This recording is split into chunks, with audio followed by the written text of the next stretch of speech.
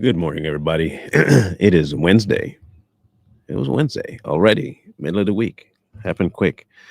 Um, Based on what we've talked about so far this week and, over the last few years, I figure it would be um, expedient for us to cover this particular question of why we've lost reverence for God, how we lost it, and also when. Now, I keep hearing and seeing multiple videos of people either that they don't believe in God, they used to believe in God, they now hate God, or they say they profess God, or they preach God. But they all lack one thing. You know what it is? Reverence when they speak about Him. Anytime that you hear them, and even in the role that they say He has put them in, they have no regard for that office. So, how did we, when speaking about the things of God, how did we get to this location we're at now, where the reverence for God seems to be non existent? Um, we'll start off with the best example we know yet of somebody not having any reverence for God. And it's not the first face you're going to see. The first face you're going to see is not who I'm talking about, it will be the person after this face. I'm not talking about my homie Corey, okay? Mr. Miner is not who I'm talking about, but he did cover somebody, and I want you to hear the words. And we're familiar with the person he's going to be showing. I know it's some older people. Y'all forgive me, my seasoned saying. Some of y'all want that poverty penis. And you heard it correctly. You heard it correctly. Now, what she's trying to say is looking for healing in fornication, sex, all that stuff.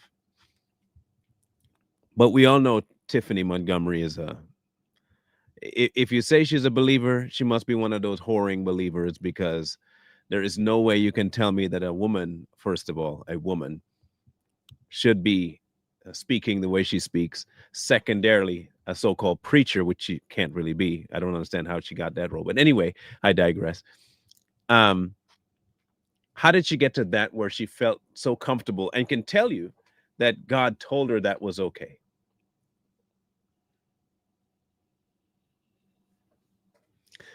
That came about because of a lack of reverence.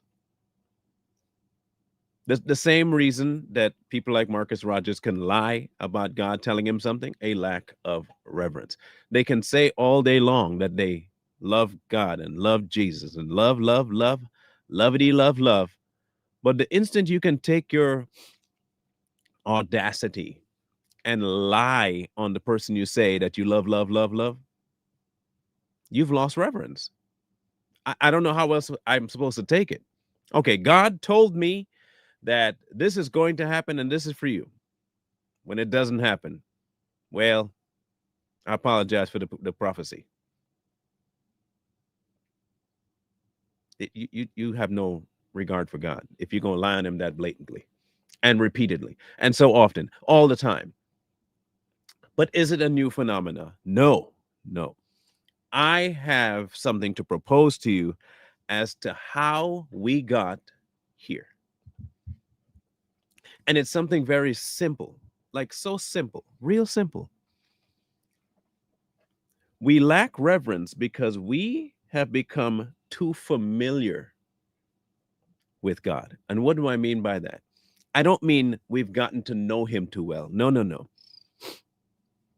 Do you know when people say you got too familiar and then you start talking out the side of your face? You know, those people where they get so comfortable around you, but they become real rude to you. You get too familiar. You know what I mean? But that's what we've become with God. Not us, but people. God has become a friend. I was having a discussion with my wife just the other day, yesterday, I think it was. God is our friend. This mindset started forever ago, right? There are hymns. I have found a friend in Jesus. He's everything to me. He's the fairest of 10,000s to my soul. Remember that song? Everything seemed to revolve around friendship with Christ, right? Friendship. Now, what happens when you view somebody in a higher authority than you as your friend? You can get a little complacent. You can get a little bit too free, too loosey goosey,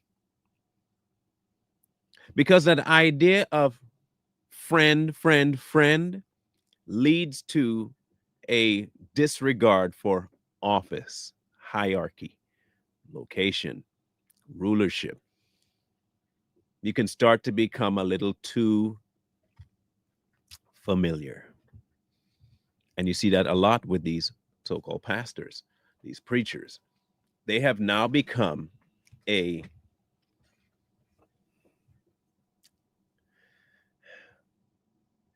homie to God.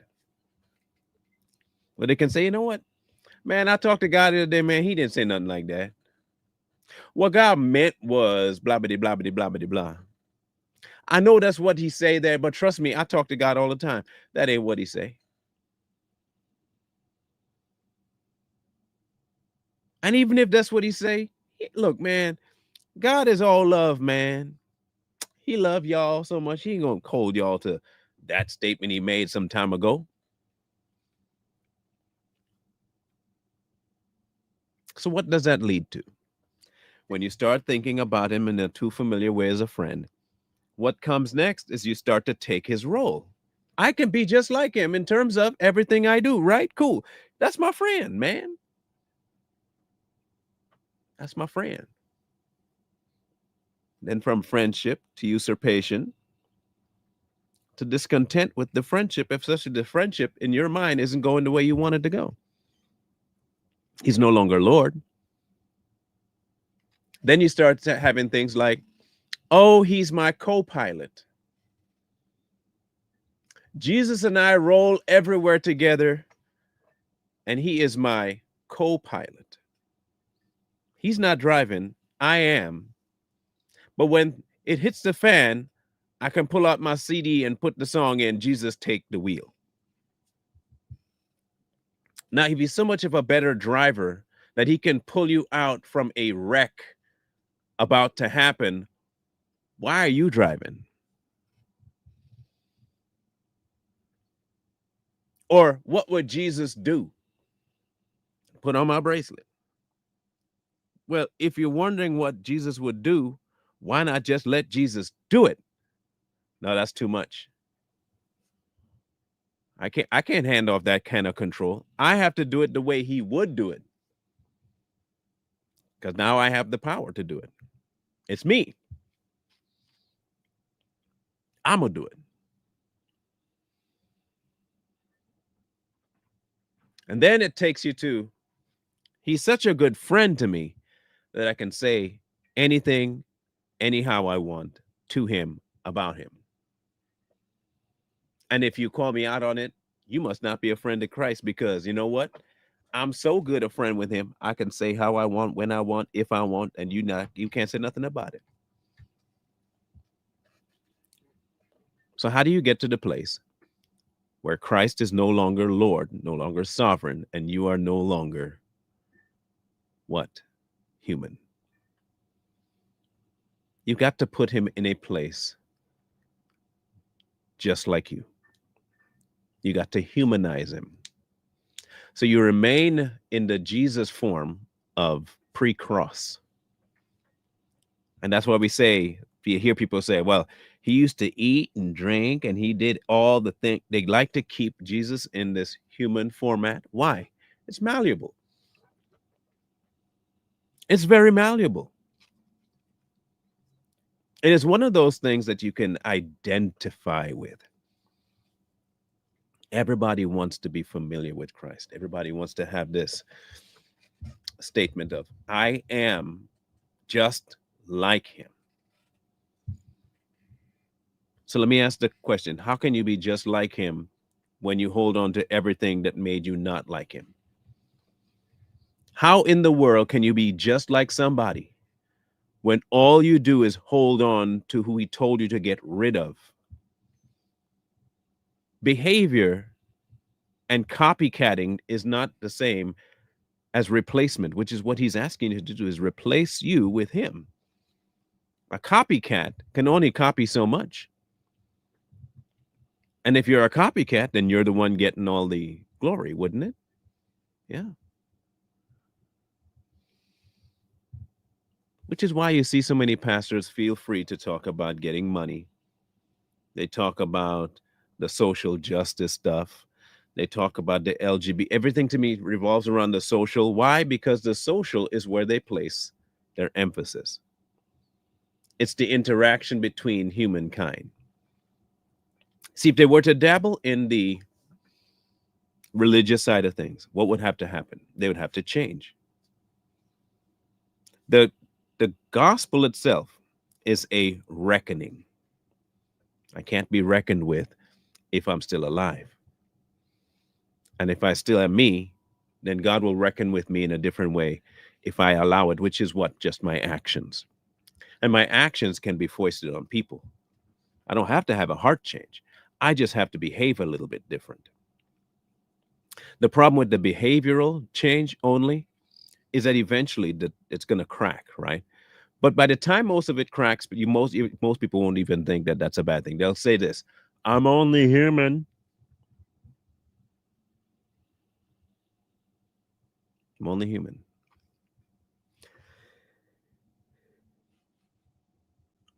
That's how we got here. When did Christ no longer be Christ and became a homie? Is when we decided exactly that.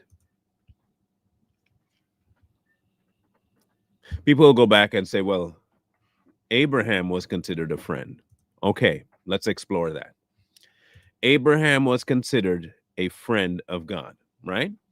He said, "The descendants of Abraham, my friend." How did Abraham function around God? Real quick, let's explore Abraham for just a second if we want to reference him as a friend. What was Abraham's MO every day? Did he have more sway over God than God had over him? No. Did Abraham feel so free that he could just talk down to God? No. Was Abraham ever in a position where he forgot himself and talked sideways to God? No. Was there always a fear? Yeah. So in that regard, if we were to copy the idea of what makes you a friend to God, the hierarchy never gets forgotten. Being a friend to a CEO, you're never going to have CEO money, at least that CEO's money. You'll be their friend, but you'll never be their equal. There's only one president of the United States. You could be his friend, but you can't be his equal because of his office. And all it will take is you saying one thing sideways for Secret Service to grab you behind up, friend or foe, and throw you in prison. All it'll take. You buddies, right? Buddies with the president. You hear, "Hey, I'm have you come over to the White House. Come see me." All right, so you go see your friend. Remember, president of the United States. And you go over there and you decide to lose your mind because your friend, and you just tackle the president because that's what homies do. We roughhouse in the White House. Do you think the Secret Service is just gonna be like, they just playing? Or do you think there's gonna be some sort of you know, you are his friend, but this location, we not doing that. We're not. When he's not president, you can do all you want, but this ain't the place for that. You're going to get arrested.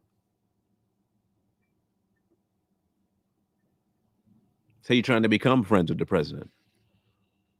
You're definitely not going to step out of the side and out of your mind and do something stupid. No, no, because there's a certain expectation of blowback. We don't have that with Christ. We don't have this reverence, this awe of office, because you know what happens? It rarely comes back to us where the blowback is going to be instantaneous.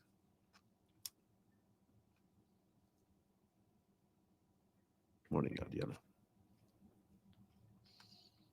And so we think we're okay. He ain't going to just smite you to the floor right then and there. So we get comfortable saying stupid stuff. We get comfortable saying stuff like, oh, I talked to Jesus this morning in person, in my room, in the flesh, and he told me to tell y'all, blah, blah, blah, blah, blah. Or I had a dream, but when I woke up from the dream, it wasn't a dream. It was right there. God was in front of me, talking to me, telling me what to do.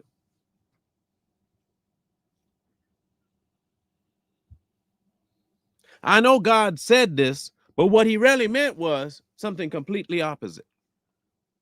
How do we feel that comfortable doing that? It's because we don't have an instantaneous action played upon us like we used to. Grace, it's an amazing thing. And we abuse it. Many people today will abuse the station that had been given to them by Christ and consider Jesus just a homie. Just a homie. That's okay. He'll be fine with me talking like this. I know I'm talking about him weird. I know I'm lying on him, but he'll be fine.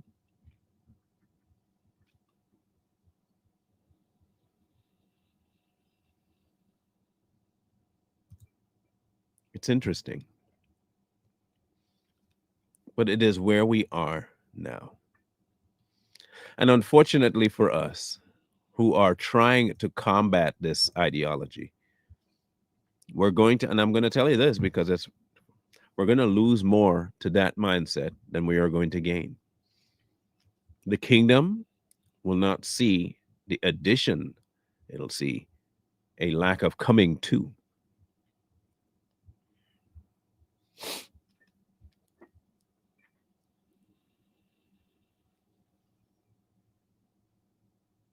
Pastors everywhere now, it seems, are really free to lie about God, statements, lie on God, say they have connection with, direct line. They're the only one. Look at the guy that got arrested the other day. What's his name? David, right? Apostle David. What was his last name again? Y'all know what I'm talking about, right? Ernie and Bert looking dude. Oh, gosh, how can I not remember? Taylor, David E. Taylor, right?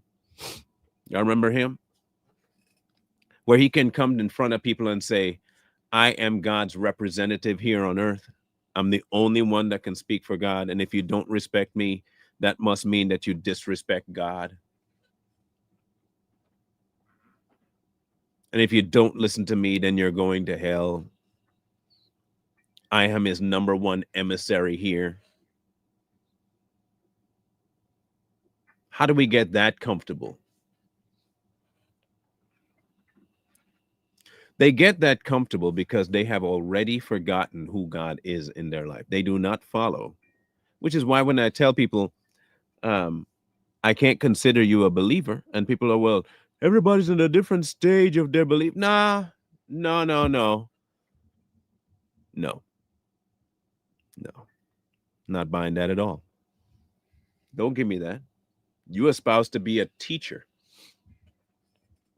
This is not just somebody that's a young person or even an old person just coming to Christ and doesn't know what the Bible says. That's one thing.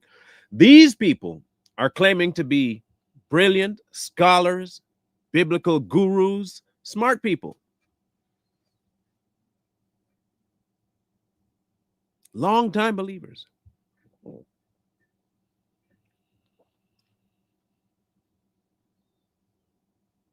And I must look at them as though, what, they just don't know? Don't give me that. We give far too many excuses to the people that practice the doctrines of demons. We give too much leeway. And when you give leeway, you're also telling everybody else it's not that bad. You can go ahead and listen to them if you want. It's all good. It's good. It's good that you listen to them.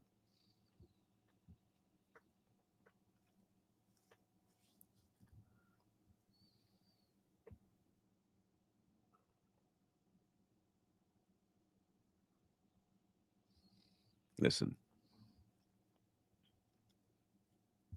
if we keep doing what we've been doing,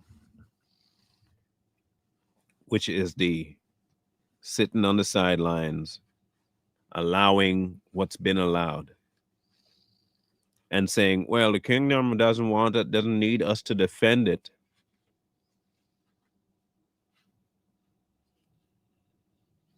My family doesn't need me to defend them, but I will defend my family.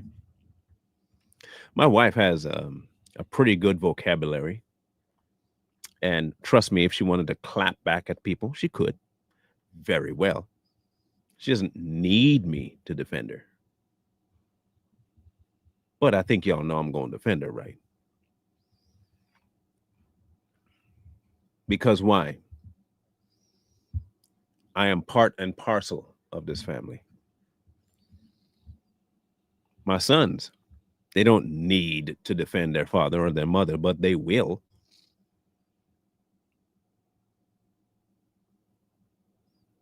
So when you say, I don't need to defend the gospel, yes, you do.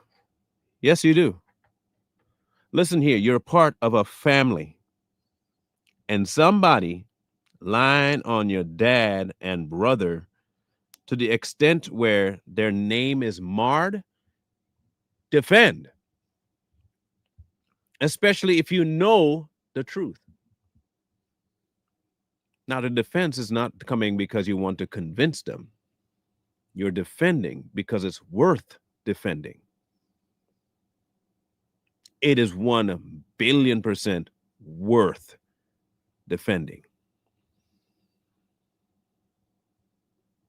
It suffers violence, but I'm going to defend it. If I should be ready to give a defense of my belief in the word, then I should be able to give a defense of the kingdom too.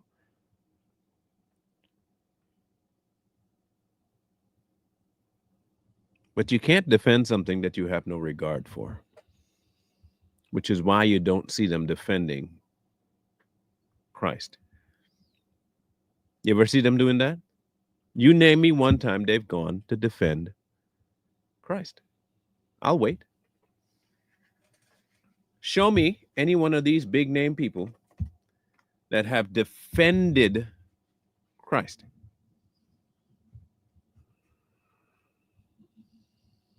They try to explain him in a way that people will like, but tell me when they have ever defended him. Show me.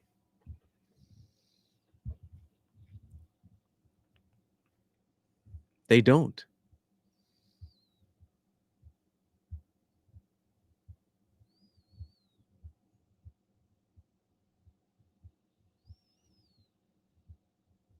They'll defend their gospel, I said. Make sure you get that right. Their gospel. They'll defend their church. They'll defend their doctrine, but they don't defend God. They will also always defend themselves in a position from, I was given this office by God, but they don't defend God. If they defended God, they would have to have reverence for him. And you can tell from their language, they don't have reverence. So why would they defend something they have no reverence for? It's always God told me. God said. God is doing. God is going to. I love God so much.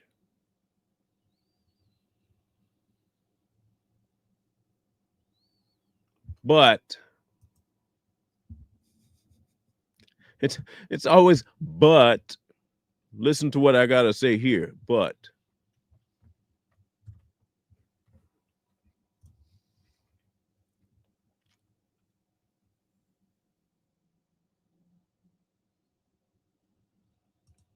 it's just kind of weird. That's all I know. It's just kind of weird. This is the kind of crap that gets pushed out as belief, as following God.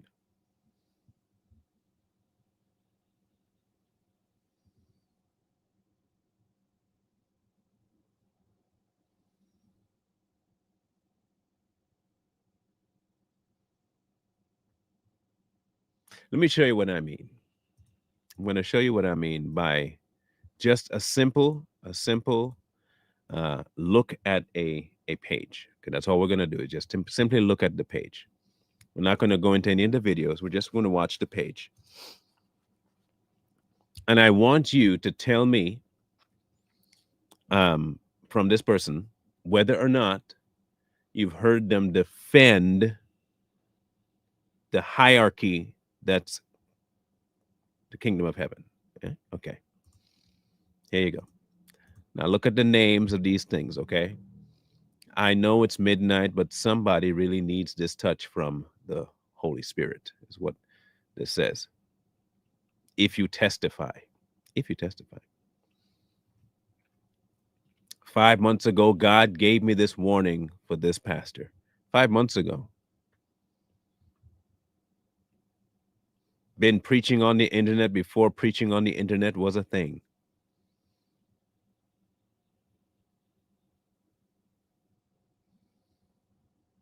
You see what I mean?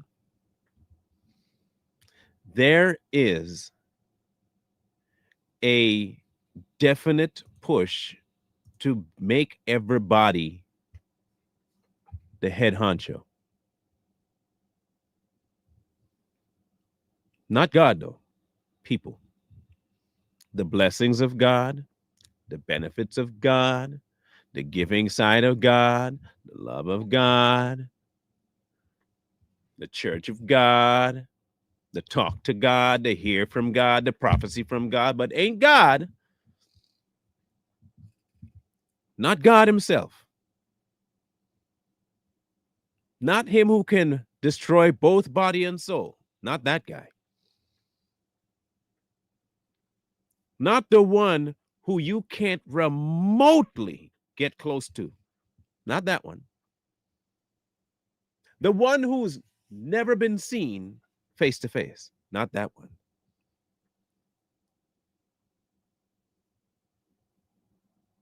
It's some carbon copy-ish fake representation of him.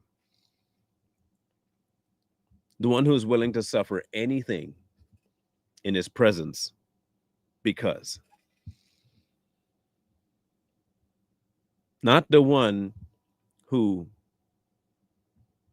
was absolutely upset with the earth to the point where he destroyed everybody. Not that one. Not the one who destroyed people for even dropping the Ark of the Covenant. Not that one. Not the one who struck his enemies with pellets of fire. Not that one. Not the one who was present with three others in a furnace. Not that one.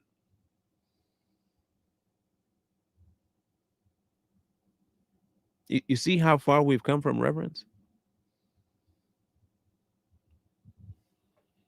I'm going to show you what reverence really is. Let me show you what reverence looks like.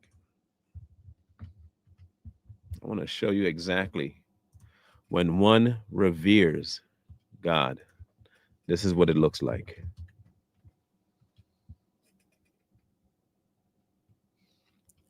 In Job, When one is truly put in its place, you end up with reverence. When you realize who you are before the ever living God, what sets in is reverence. When you get absolutely humbled, you know what sets in? Reverence. Job 40. God says this: so shall the one who contends with the Almighty correct him? He who rebukes God, let him answer it. Y'all want to be friends with me? You want to be homies? All right, cool. Now, homie pulled up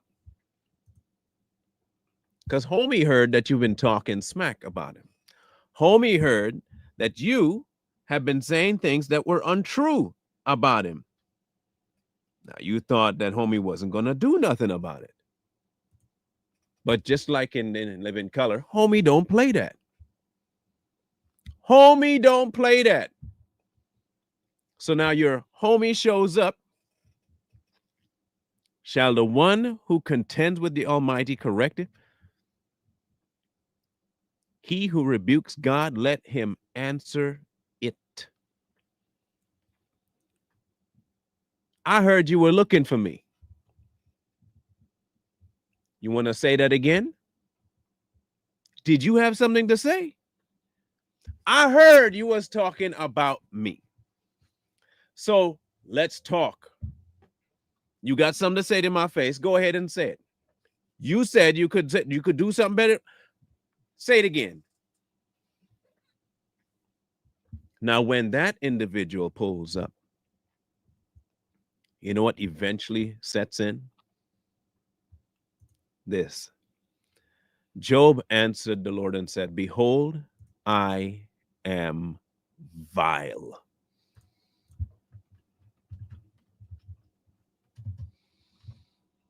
What does vile mean?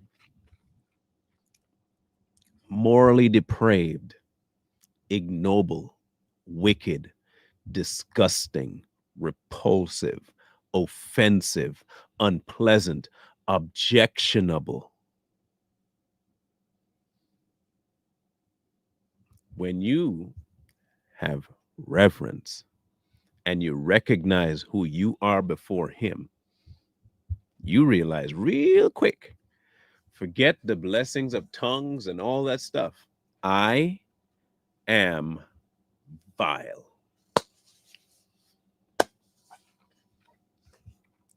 Compared to you, nothing.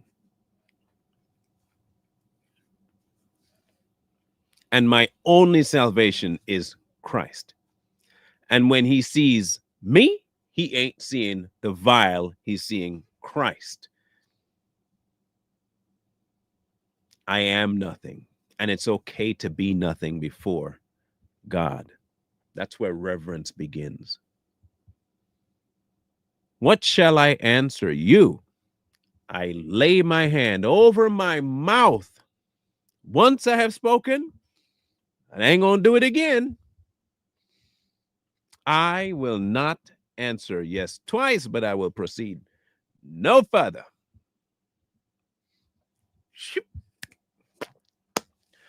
I'm out. I'm done. I'm done. My bad. My apologies. I stepped out of line. God's challenge to Job. Then the Lord answered Job out of the whirlwind and said, now prepare yourself like a man. I will question you and you go answer me. In other words, let's go. You want to box? Let's box. You want to go toe to toe? Let's go toe to toe. You want to talk sideways? Say it to my face. All these people, these prophets and apostles and teachers and preachers that speak so freely about what they hear from God and how God talking to them, and I talked to God this morning, he appeared to me. Y'all are trash. Y'all are absolute, the most vile, disgusting human beings on the face of the planet. You know why? Because you abuse the grace of God and you abuse his name and you sully the hierarchy of heaven. You're the worthless, absolutely debased human beings. You're nasty people. You're disgusting. because you do not see your space before him. And you somehow believe that you are of so much import that ain't nothing can take place without your say so. Now, when that smackdown shows up, I'm going to take a look. I'm coming with my popcorn, ringside seats and all.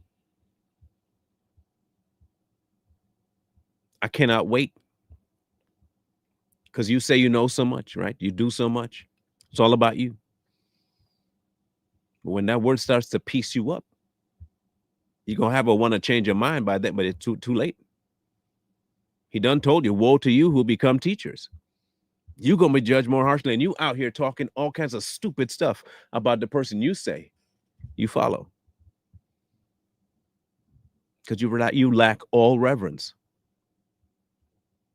You got no respect for his office. You got no respect for who he is. Because all you look to him to be is an ATM.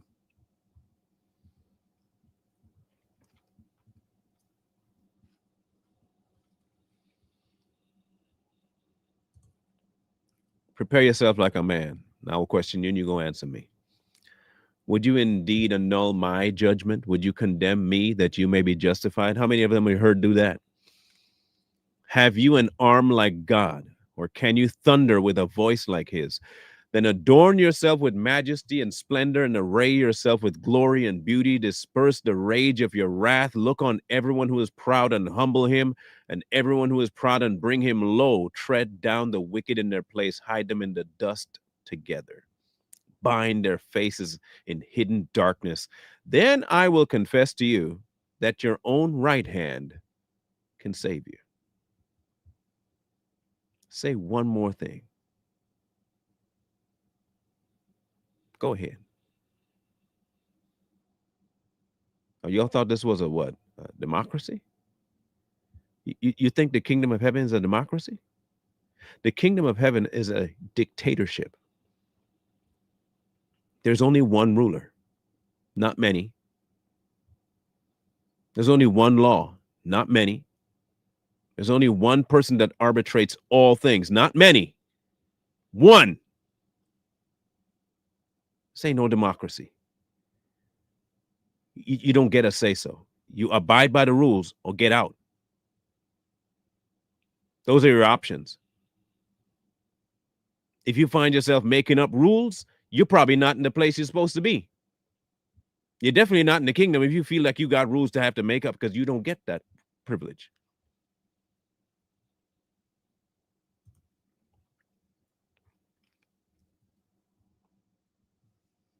Look now at the behemoth which I made along with you. He eats grass like an ox. See now his strength is in his hips and his power in the stomach muscles. He moves his tail like a cedar. The sinews of his thighs are tightly knit. His bones are like beams of bronze, his ribs like bars of iron. He is the first of the ways of God. Only he who made him can bring him near his sword. Surely the mountains yield food for him, but all the beasts of the field play there. He lies under lotus trees in the covert of the reeds and marsh. Lotus trees cover him with their shade. The willows of the brook surround him. Indeed, the rivers may rage, yet he is not disturbed. He is confident. Though the Jordan gushes into his mouth, though it takes him and he takes it into his eyes, or one pierces his nose with a sneer. Can you draw out Leviathan with a hook, or snare his tongue with a line which you lower? Can you put reed through his nose, or pierce his jaw with a hook? Will he make supplications to you? Will he speak softly to you? Will he make a covenant with you? Will he take him? Will you take him as a servant forever? Will you play with him as a bird? Or will you leash him for your maidens? Will your companions make a banquet of him? Will they apportion him among the merchants? Can you fill his skin with harpoons and his head with fishing spears? Lay your hand on him. Remember the battle. Never do it again.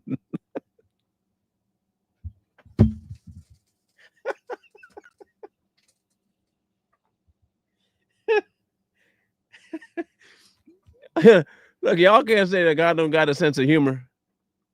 Look, funny. What? What? Read this line. You tell me you don't laugh. Go ahead and do all that. Put your hands on them. You gonna remember the battle. You ain't gonna never do that again. You're not gonna do it twice. Go ahead though. Go ahead. Go ahead and try. You're not gonna do it twice. And if you think the Leviathan is that much of a problem, imagine me.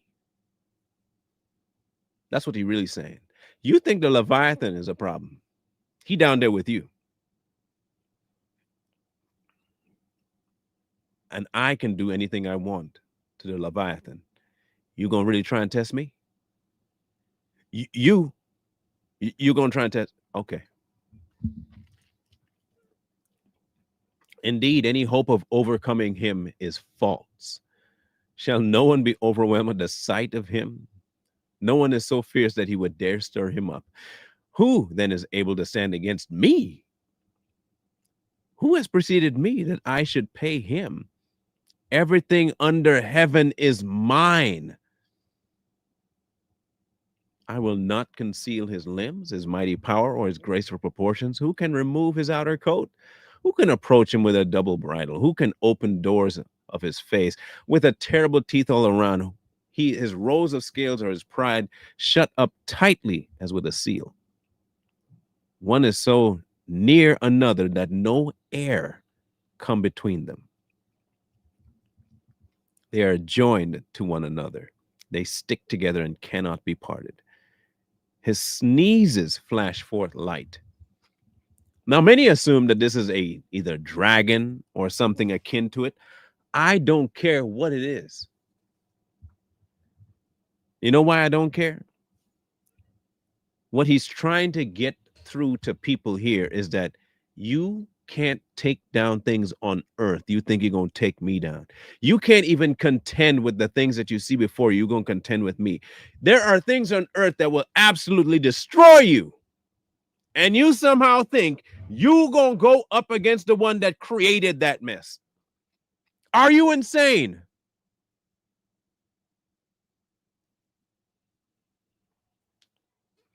I'm going to take what we still have today. Just today. You really think that they're going to be regular people that are just going to walk up to a rhino? You're going to just walk within a pride of lions and just be like, I'm cool?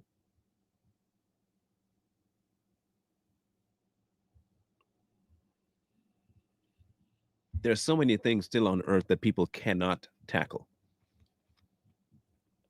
For all that we know, we still can't stop hurricanes or tornadoes. And a tornado will jack you up like that. I don't care how much protections you put around it. A tornado will rip everything up you got. Tornadoes, hurricanes, floods, tsunamis are still a thing. It'll bury you in water, slap mud on top of your house. You could have it airtight. You're going to stay in there and die because you can't get out now. Just the regular day-to-day things we can't beat. But somehow we think we can control, manipulate, rule over, and twist the man that created.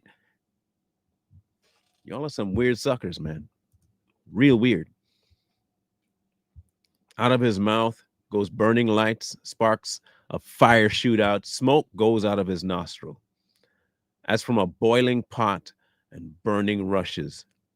His breath kindles coals, and a flame goes out of his mouth. Strength dwells in his neck, and sorrow dances before him. The folds of his flesh are joined together. They are firm on him and cannot be moved. His heart is as hard as stone, even as hard as the lower millstone. When he raises himself up, the mighty are afraid. Because of his crashings, they are beside themselves. Though the sword reaches him, it cannot avail, nor does spear, dart, or javelin. He regards iron as straw and bronze as rotten wood. The arrow cannot make him flee. Sling stones become like stubble to him. Darts are regarded as straw. He laughs at the threat of javelins. His undersides are like sharp potsherds. He spreads pointed marks in the mire. He makes the deep boil like a pot. He makes the sea like a pot of ointment. He leaves a shining wake behind him. One would think the deep had white hair. On earth there is nothing like him, which is made without fear. He beholds everything, every high thing. He is king over all the children of pride.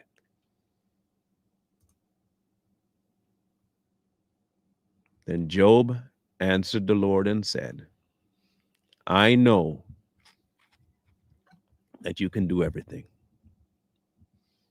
and that no purpose of yours can be withheld from you. You asked, who is this that hides counsel without knowledge? Therefore, I have uttered what I did not understand. Things too wonderful for me, which I did not know. Listen, please, and let me speak.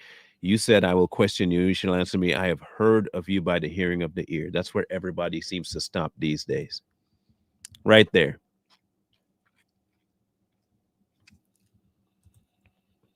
But now my eyes see you. Therefore, I abhor myself and repent in dust and ashes.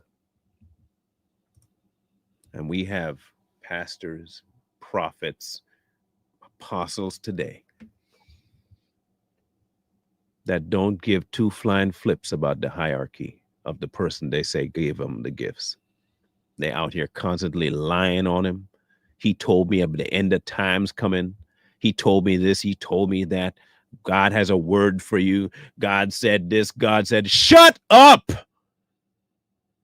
You vile, despicable trash bag. Shut up. Worthless is what you are. All of you together. Dung.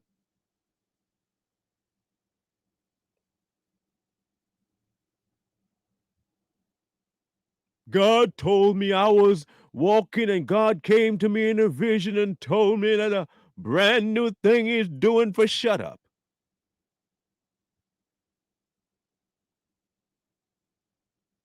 All your new age mumbo jumbo.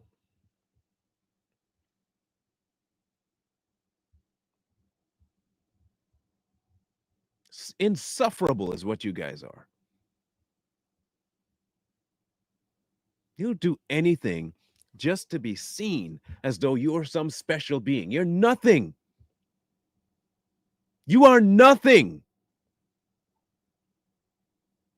We are all nothing.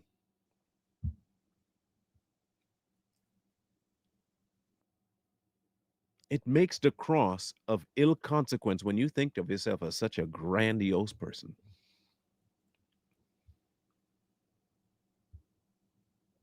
That you deserve something. Yeah, you do. You definitely deserve, we all deserve something. Death, hell. You out here trying to convince people that somehow they are just the gems, the apple of the eye, the best of the best. You're so good and so wonderful and so needed that God Himself died for you because you were worth it. No, He sent Jesus to die for us because His love was worth it, not us.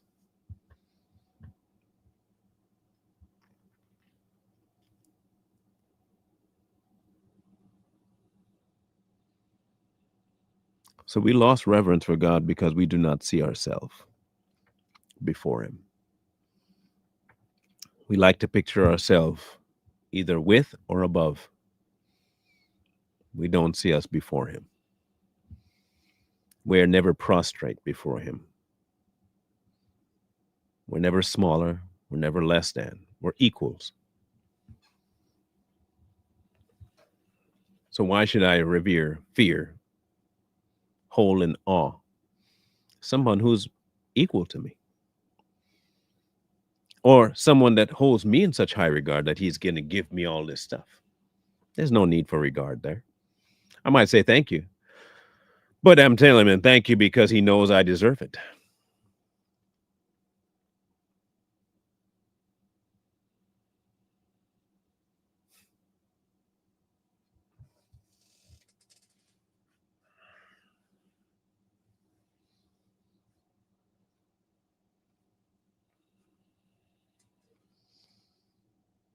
Decide for yourself.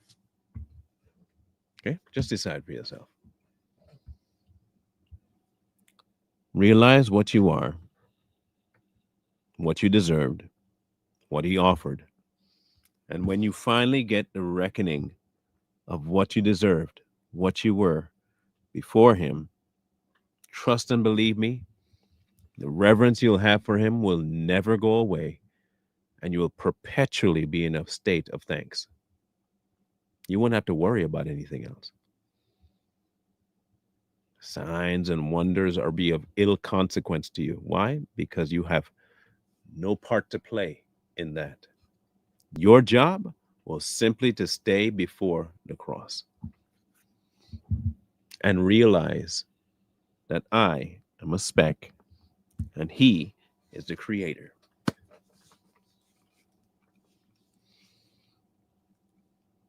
When you get that,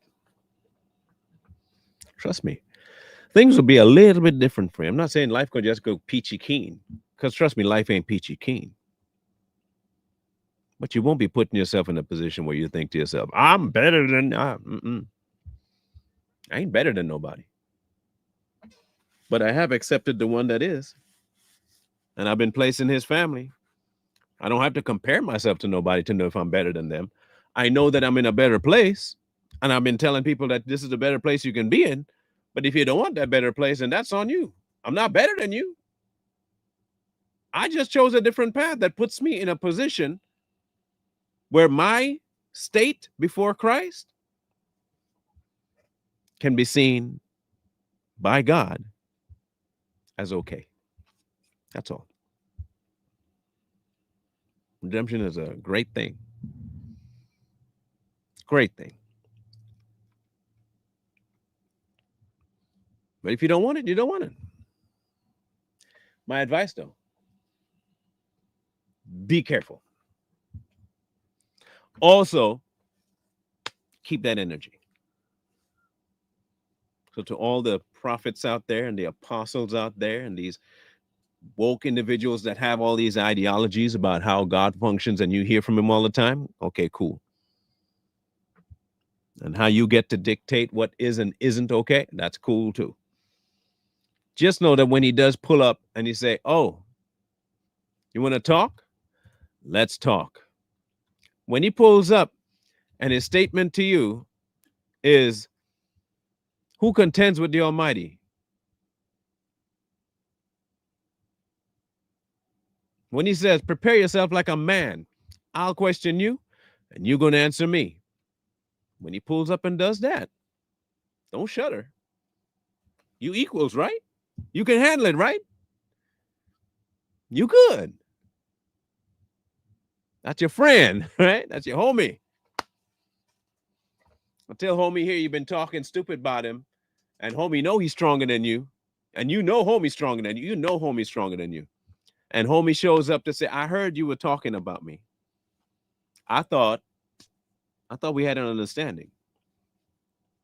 And you think to yourself, man, I don't know why you tripping. And homie thinks, I'm gonna do I need to piece you up to have you understand the dynamic here? I let you in my space because of my graciousness. But never forget what the hierarchy is here. It's no different than your kids. Kids like to talk sideways sometimes, and you got to put them back where they got to be. I'm your father. You are my kid. You lose your mind one more time and think you can talk to me anyhow you feel, we gonna have something to say about it.